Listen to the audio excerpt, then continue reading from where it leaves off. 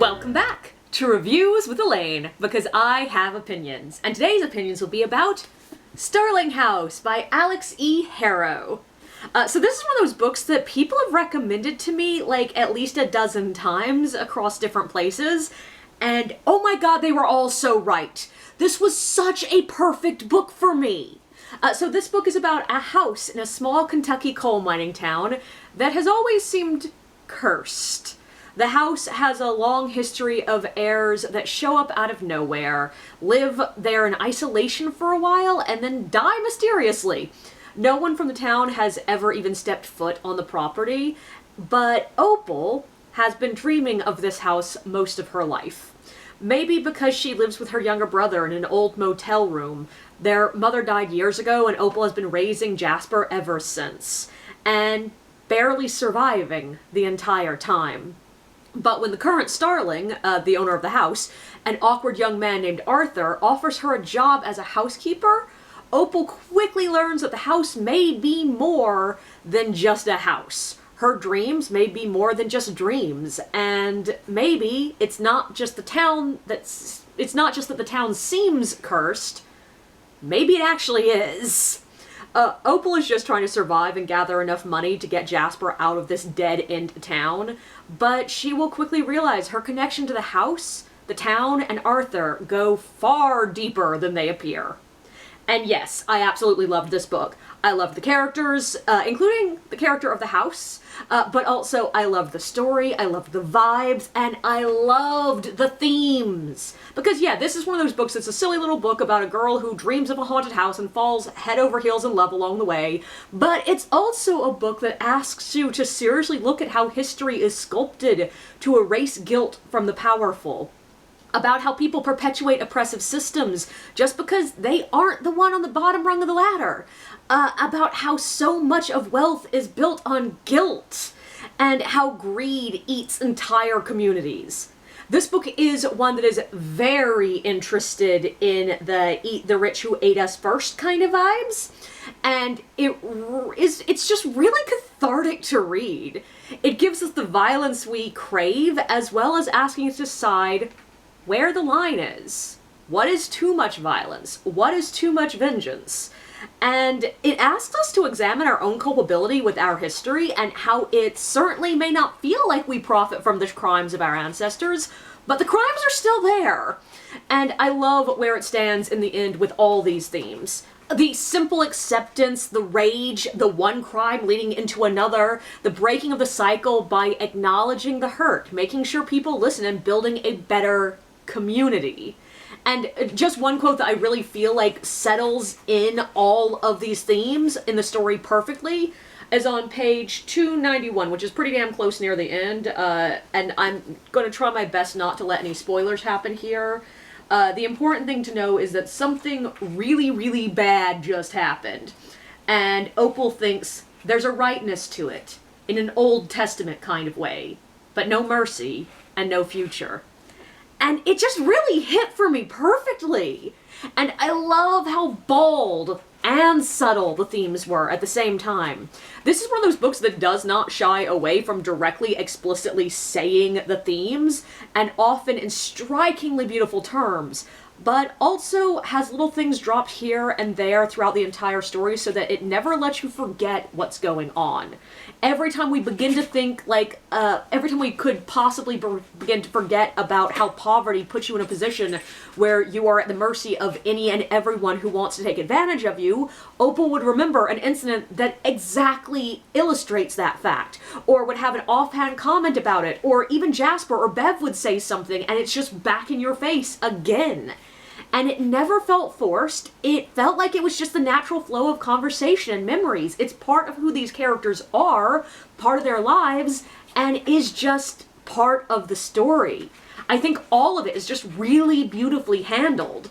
Now, that being said, these are some pretty fucking heavy themes, which did make it verge on depressing every now and then. And just as a trigger warning or content warning for anyone who needs them, the book does have passing references to, you know, possible sexual assault, possible, like, incest kind of things going on. There's a history of enslavement, there's abuse, physical and mental. There's a lot of stuff going on in this book that is very, very heavy. And to me, it did verge on depressing every now and then, but never quite got there.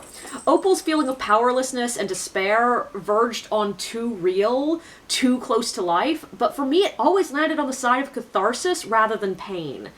And I think that this is one where your mileage may vary on that, but also, minor spoilers, Opal gets a happy ending.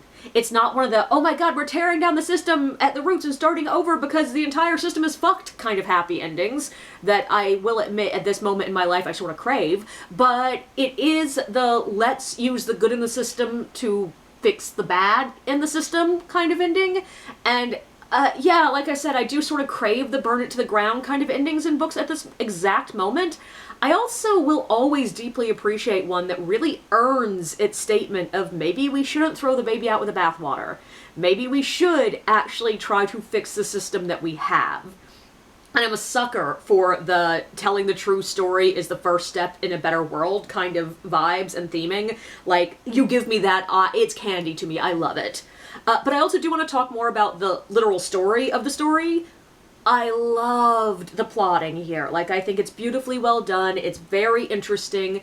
I will admit this one gets a little bit meandering in the end, but in the middle, but I feel like that's perfect for it because that's when we're really heavily settling in with some of the themes, so it works out for me. But also, I loved these characters.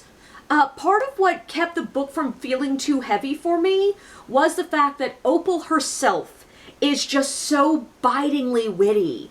She brings a humor and a joy to the narration even when she's furious and wanting to burn the world around her. Her character arc is aggressively in your face, but I honestly respect that. She's learning to ask for help and ask for what she wants and not just seeking what she needs. And she directly thinks where she is in this character arc multiple times. Like, there are moments that are basically just her laying out her feelings on this. And it doesn't bother me. It doesn't bother me for it to be this bold and this telling, not showing, because there's also showing. You do see her going through this character arc quite often before she's actually stated it. To me, it's really annoying when you have that character who is only stating their character arc and is thinking things like, wow, I've learned that growing up is super important, but so is having playful joy in your life. But you don't actually see any signs that they have actually learned this lesson in the least. And yes, that reference in particular is to Scrubs. JD has this character arc at least once a season for about 9 seasons, and he never actually seems to get anywhere with it. But the important thing is, as long as you actually see the character advancing, I think it's perfectly fine and sometimes really cathartic and creates that strong feeling to have the character just directly say, I have learned this.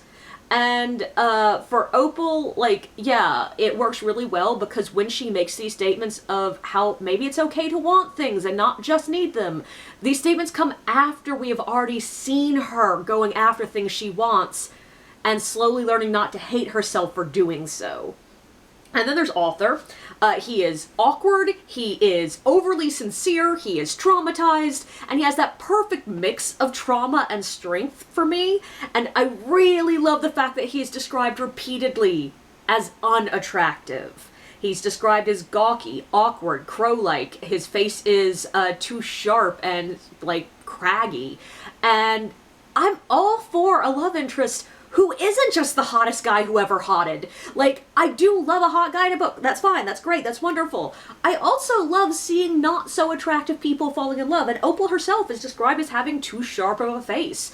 Now, admittedly, everything that they describe about her, I'm like, that still sounds lovely to me. But, especially brilliant red hair, gray eyes, she sounds gorgeous. I don't know what people are talking about. But the important thing is, it is nice having a love interest that is not traditionally hot. And, like, I love the fact that his personality was really clear in his face. The, like, both the harsh angles and the gentleness. Like, I loved it. It was beautiful. And I absolutely love the trope of someone who's trying so hard not to fall in love with someone, but physically cannot help themselves. And that's here, and it's just beautiful, and I think it's a wonderful little love story. I also loved the surprises that exist within the minor characters. The differences in how Opal sees them versus how they see themselves and how they actually are. And these surprises continue on into the very last section of the book, though I absolutely loved one of the last ones, which would be total spoilers, and it's very clear we're not supposed to actually agree with it, and I'm just like, oh god, that's so cute. But also, there are just these moments of revelations about the characters that 100% are not revelations. Like, if you're paying good attention at all, you will see it coming, and I love that. A little spoiler here, not much of a spoiler at all, but a couple of things we find out about Bev later on in the book are so obvious in retrospect. Like, it is clearly set up the moment we meet the character, but because Opal is thinking very clearly of her in one way, we just sort of, or at least I sort of, did not notice that I was already going, that doesn't seem quite right. And like the transition that Jasper makes from being the character that Opal just sees as precious and innocent and soft and gentle and arty and to be protected. And then the first moment, the very first time we see him from someone else's eyes, it is so clear that he is as strong, as aggressive, as witty, and as mean as Opal is. And he has his own plans. He has his own dreams. It's really a great example of what people mean when they talk about round characters versus flat characters, which, God bless, if you missed this part of English classes in high school, round characters are ones that grow and change and have more than one basic faucet to them, and flat characters are there for one purpose. They're usually very simple, very straightforward. And that's fine. Minor characters are usually flat characters, and it's not a problem to have flat characters. They need to exist not to weigh down the narrative. If every single character that you have has a full backstory and a full want and a full desire and doing all these things, your book will never end, because of course their character arcs will introduce more characters who need their own character arcs, and it's too much. So yeah, you want to have flat characters as minor characters. And like in real life, chances are there are 100 people you meet throughout a week that you will see them once or twice. They will have like maybe 1 or 2 impacts on your life, and then they'll just vanish. And you'll never find out anything more of them except they were the angry guy at the Starbucks, or they were the woman who gave you a quarter when you needed a quarter, and that's all you'll ever know of them. And that's great. Flat characters are logical characters. But what I loved about this book is so many of the flat characters that were introduced in the beginning, and we're told, like, this is their one note, this is who they are. Opal learns she's wrong, and we see them develop roundness as the story progresses. Like, of course, there's Jasper, who starts out as the innocent, the one to be protected, and we are forced to see him as a fighter, willing to do what's necessary to make a better world. Bev starts out as simply the bitchy landlady, and then we're forced to see the softness, the compassion, and the future she dreams for herself. And like, the seeds are planted when we're first introduced to all these characters, but because we're seeing them mostly from Opal's point of view, we're seeing the simple version that Opal has in her mind, and then because her world's being turned upside down, she's forced to see different sides of them. And it's a great example of just looking at how flat characters develop into round. And mainly because the book is about building connections, and building connections teaches you to see the other sides of people. But my favorite character in the entire book is honestly the house. I love stories that manage to make places feel alive and like they are characters and not just a concept of a living place. And yeah, it helps when you are looking at fantasy novels, and therefore some of the places are literally alive and literally sentient. But the way this book makes the house feel like not just a character, but a round character that grows and changes and develops from a feeling of almost petulance into a feeling of more an active ally it was just so well done, and it's done so subtly. It's done in the way Opal perceives little moments of lightness, the way things feel when you walk through them. And yes, as the story progresses, we see more literal the house doing active things, and you're going, okay, yeah, it's not in their minds. Not that we ever really thought it was, because, I mean, we know that the book is about a sort of sentient house. But the important thing is it develops so beautifully in this story. And I also just love the vibes that the house has. Like, full-on perfect southern gothic here. We've got the wisteria vines climbing through the walls into the building, the mold, the scent of moisture in the air that feels like my childhood, the cracks in the plaster, the cobwebs, the shade of the sycamore tree, the wild, almost too much growth outside that's sort of piercing its way inside. It feels like kudzu taking over an abandoned building, and it feels like my childhood, and it's perfect. I love it. And it felt lived in and warm and like home in all the best ways, while also feel like crumbling infrastructure that is a, meaningful statement about, poverty and decay. But overall, I just loved this book. Pretty much from page 1, it had caught me. Oh, and also, cannot forget, there are footnotes! I love footnotes in fiction! It makes it so much fun! It offers another voice to the story, and there's a bibliography, and I absolutely love the bibliography that is here, because it's easy to just look at it and go, okay, bibliography, I'll ignore it. But like, most of the things on the page are not real. They're made-up sources for the book. But there are a few real ones interspersed that, like, yeah, you can go buy that Bell Hooks book and read it if you want. But even some of the ones that are made up give you a hint of a real book that you can look at. Like, one of the sources that they have here is Trapped, the story of Willie Floyd, and that immediately set off reminiscent in my brain, because I know the Trapped series was like a real thing, and I look it up, and yeah, there is a Trapped book called Trapped, the story of, it's like Floyd Collins or something like that. It has one of the names in it, and it's also about a small boy getting lost in a cave, and I'm like, that's the inspiration! That is so cool!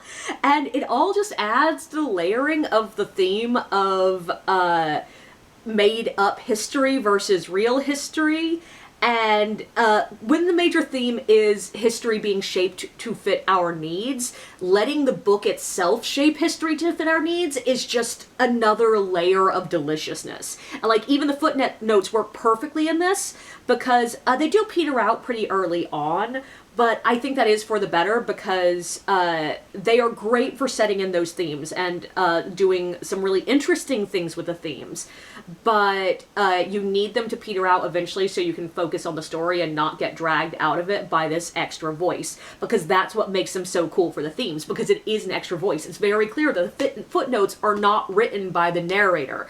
This book, the two narrators are primarily Opal, and there are sections in Arthur's point of view. It is Opal's in first person present, and Arthur is third person past, I think? But the important thing is they're different perspectives.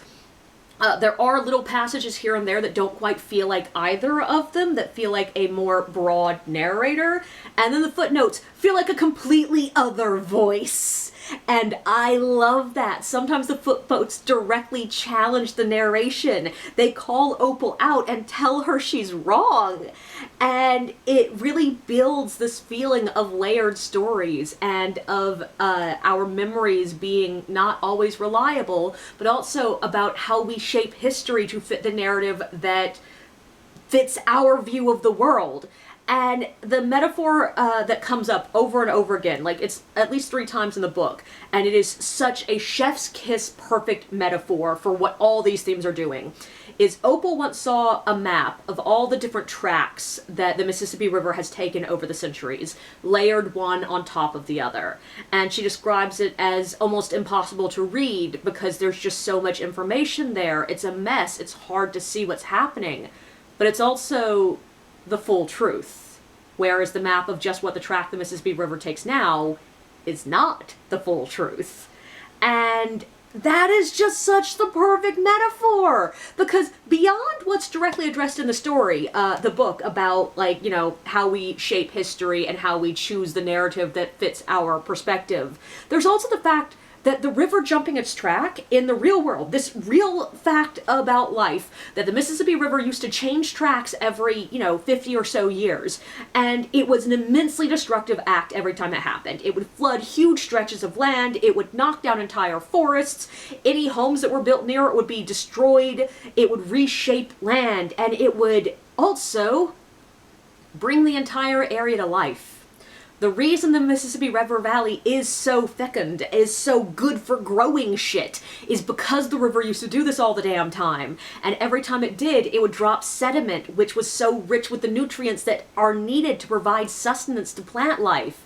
And also, when the river gets down here in Louisiana, it would dump all that sediment and build up the boot tip of Louisiana. And we don't let the river do it anymore. We've put literally millions of dollars of infrastructure and engineering projects into keeping the river on the track it's on right now.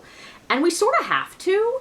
We've built hundreds of communities along the Mississippi River shores. If we let it jump its track and flood on a regular basis, hundreds of thousands of people would be out of their homes and would have their livelihoods destroyed, because there's also like the infrastructure built along the river for moving goods up and down the river. The river is a major highway for how we get goods throughout America.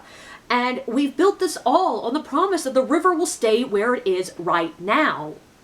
But every year that the river does not jump its tracks, we lose a little bit more nutrients from the soil. They get used up. Every year that the river does not jump its tracks, a little bit more of Louisiana gets washed out into the Gulf, never to be retrieved. And it's exactly like we've built our country on one version of history. And it is both immensely destructive and immensely healing to rediscover all these other bits of history. And yeah, to me, it is such a chef's kiss perfect metaphor that if the book had just been that metaphor, I might still be talking about it. But it's not. There's a lot more going on in this book. And even if you don't want to think deeply about it at all, there's a cute little love story that might embed itself in your soul and make you think about other things later. Because that's what I love about books. Even if you think you are reading it shallowly, even if you are determined that you don't think deeply about your books, that you just read for fun, lightness, I guarantee you the messages work their way into your brain. You think about them later. Even if you're not really actively thinking about them, they build who you are. Just like the Mississippi River has built America. But yeah, 100% I do recommend Starling House to anyone and everyone. This is a damn good book.